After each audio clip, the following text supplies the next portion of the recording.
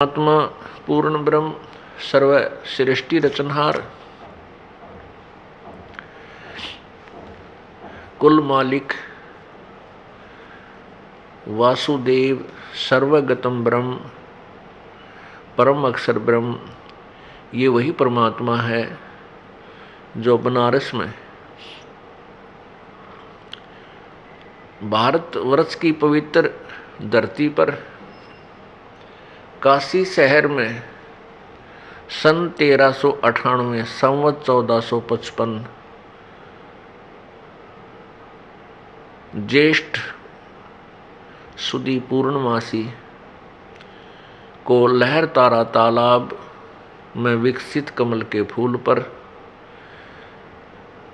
एक नवजात शिशु रूप धारण करके विराजमान हुए, अपने सतलोक से चलकर आए और वो कबीर नाम से प्रसिद्ध हुए। जुलाहा कबीर, ये वो पूर्ण ब्रह्म है, सर्व सृष्टि रचनहार है। अंगारी बम्भारी, अंगारी माने पाप नाशक, बम्भारी माने बंधनों का शत्रु अर्थात बंदी छोड़। ये वेद प्रमाण देते हैं यजुर्वेद अध्याय नंबर 5 के श्लोक नंबर 32 में, कबीर अंगारी असी बम्भारी असी शवर ज्योति रतधामा असी। रतधामा सवर ज्योति असी। रतधाम का अर्थ होता है सतलोक में रहने वाला, सतलोक वासी, सतलोक का मालिक, सतलोक वाला।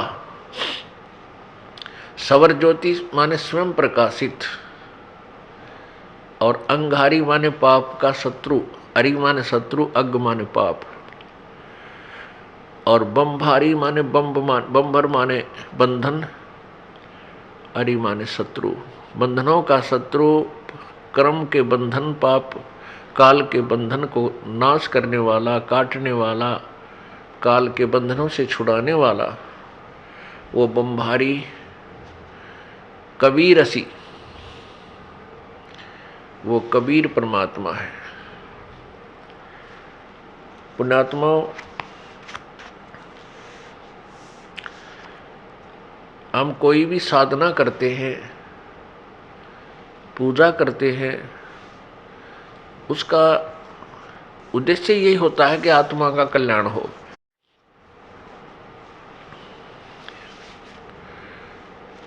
और फिर हमारे संसारिक जीवन में, हमारे संसार के अंदर संसारिक कार्य, इस मनुष्य जीवन में जो हमारे ऊपर आने वाली आपदाएं हैं वो भी टले,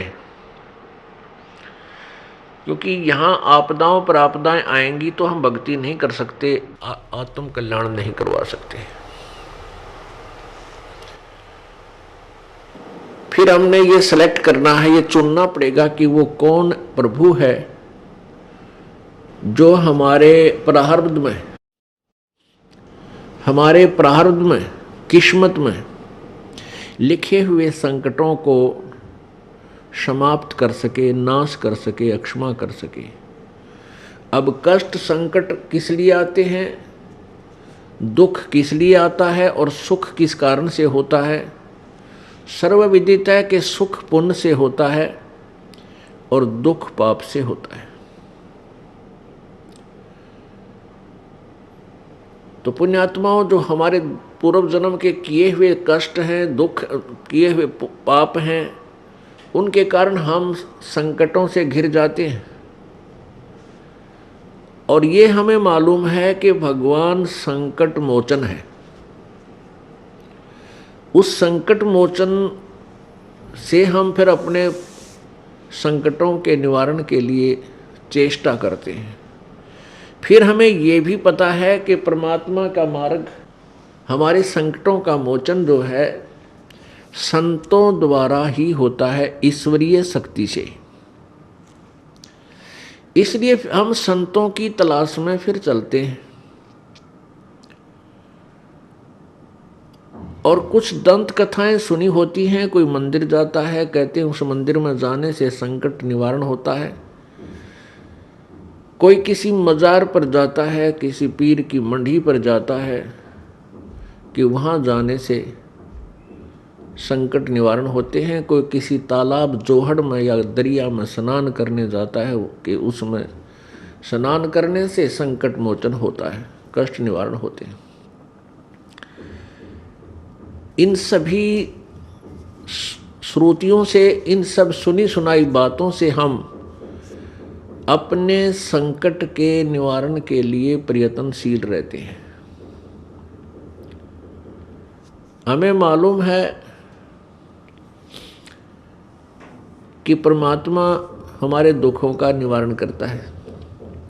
उस उद्देश्य से हम घर से निकलते हैं। जिसको जैसा भी ज्ञान होता है, कोई मंदिर में जाता है, कोई मस्जिद में, कोई गुरुद्वारे में, कोई चर्च में, कोई किसी तीर्थ धाम पर जाता है, कोई किसी तालाब पर स्नानार्थ जाता है और कोई संतों के पास जाता है। वहां जाने के बाद फिर भी वो सुखी नहीं हो रहा। उसका कारण क्या है? सबसे पहले हमने ये जानना होगा, जिस संत के पास आप जाते हो वो आपको कोई ना कोई जंतर मंत्र भक्ति साधना का अवश्य बताता है कि आप ऐसे करो, आपका कष्ट निवारण हो जाएगा। तो जो दुखी है, जैसे कोई रोगी वैद्य के पास जाता है, वैद्य उसको जो दवाई देता है, औषधि देता है, वो उसको खाता है और बताए अनुसार सारी परहेज रखता है, और फिर भी उसको आराम नहीं हो रहा तो डॉक्टर ठीक नहीं, वो दवाई सही नहीं लगी तेरी, वो डॉक्टर ठीक नहीं, वो वैद्य ठीक नहीं, उसको ज्ञान नहीं है, आपकी बीमारी से, रोग से परिचित नहीं है। तो क्या करते हैं? फिर दूसरे वैद्य के पास जाते हैं, फिर तीसरे के पास जाते हैं। जब तक रोग नहीं कटेगा तब तक आप चैन से बैठ नहीं सकते, और न ही बैठना चाहिए। अब कुछ पुण्यात्माएं संतों के पास चले गए, किसी को 2 वर्ष हो गए, किसी को 10 वर्ष, किसी को 20 वर्ष। आपत्तियां ज्यों की त्यों बनी हुई हैं।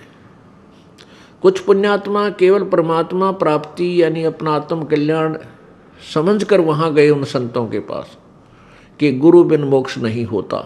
ये भी उनको ज्ञान हुआ कि गुरु अवश्य होना चाहिए, गुरु बिन भक्ति भी नहीं बन सकती। ये भी तथ्य है, सत्य है। लेकिन गुरु पूरा हो, अधूरे गुरुओं से, नीम हकीम वैद्यों से सत्य प्राप्त नहीं हो सकता, रोग कट नहीं सकता। इसलिए हम जो पुण्य आत्मा थी वो इन संतों के पास पहुंच गए। लाखों और करोड़ों की संख्या में वहां जन समूह एकत्रित हो गया। अब वहां उनको लाभ नहीं हो रहा। जैसे जब तक जीव के पुण्य, पूर्व जन्म के पुण्य चलते हैं, तब तक वो किसी भी साधना को कर रहा है, किसी भी संत के पास वो गया हुआ है, उसके पूर्व जन्म के पुण्यों से अच्छा लाभ मिल रहा है, वो सुखी है। जैसे किसी का अच्छा कारोबार चल रहा है, घर में संतान बेटा बेटी हो गए, फिर उनकी पढ़ाई अच्छी होगी, उनको अच्छी नौकरियां मिल गई, अच्छे स्थानों पर उनका विवाह संस्कार हो गया, तो वो भक्त उन संतों के पास था, तो उसने ये सोचा कि जो गुरुजी ने मुझे मंत्र दे रखा है इससे मुझे लाभ हुआ। और उसी गुरुजी के पास ऐसे भी व्यक्ति हैं जो दुखी गए थे और उससे भी और दुखी हो गए, वही साधना वही भक्ति वो कर रहे हैं। क्योंकि उन जिनके सर्व सुख थे, सब कार्य ठीक हुए, उनके पूर्व जन्म के पुण्य उनके साथ थे, और जिनको लाभ पहले ही नहीं था वो और भी चले गए, वहां जाने के बाद और भी दुखी हो गए। तो उनका पुण्य पूर्व जन्म का नहीं था, पाप उन्हें भोगने ही पड़ रहे हैं। तो फिर वो संत उनको क्या कहते हैं? जो दुखी थे और सुख नहीं हुआ उनको कहते हैं कि तुम्हारे प्रारब्ध का जो भोग है ये तो भाई भोगना ही पड़ेगा। भक्ति करो, आगे वाले जीवन में तुम सुखी हो जाओगे। पुण्यात्माओं, जब वो संत ये कह देते हैं कि तुम्हारे प्रारब्ध का जो भोग है वही तुम्हें मिलेगा, तुम्हारे प्रारब्ध में, तुम्हारी किस्मत में पुण्य है तो सुख मिलेगा, पाप है तो दुख मिलेगा ही मिलेगा, इससे सिद्ध हो जाता है कि उस संत के पास कोई भक्ति मार्ग नहीं है, उसके पास वो दवाई औषधि नहीं है, उस परम शक्ति का उससे योग नहीं है जो हमारे प्रारब्ध के पाप को नाश कर सके। और पाप नाश हुए बिना सुख नहीं हो सकता। जैसे किसी के पैर में कांटा लगा हो और कोई किसी के पास जाकर कहता है कि मेरे पैर में पीड़ा है, उसने बता दिया कि तेरे पैर में कांटा लगा हुआ है, गहरा चला गया है, ऊपर दिखाई नहीं दे रहा है, जिस कारण से तुझे पीड़ा है। अब वो व्यक्ति ये कहे कि तेरा कांटा तो निकल नहीं सकता, अब जूता पहन ले, आने वाले आगे तुझे कांटा नहीं लगेगा, फिर से कांटा नहीं लगेगा, जूते पहनो। पुण्यात्मा, जब तक कांटा नहीं निकलेगा तब तक जूता पहना नहीं जा सकता। उसका कांटा लगे पैर में, उसका प्रॉपर जो है समाधान क्या है कि पहले कांटा निकले और फिर वो जूता दिया जाए कि आगे जूता मत निकालना, नहीं कांटा फिर लग जाएगा। फिर वो इस डर से जूता कभी नहीं निकालेगा कि कहीं फिर कांटा ना लग जाए, क्योंकि वो बहुत पीड़ित हो चुका है। ऐसी जो पुण्यात्माएं यहाँ दुखी होकर आती हैं इस सच्चे दरबार में, कबीर परमात्मा के दरबार में, ये परमेश्वर कबीर जी का हॉस्पिटल है। दास यहाँ उन्होंने एक वैद्य डॉक्टर बना रखा है, आत्मा का उपचार करने वाला।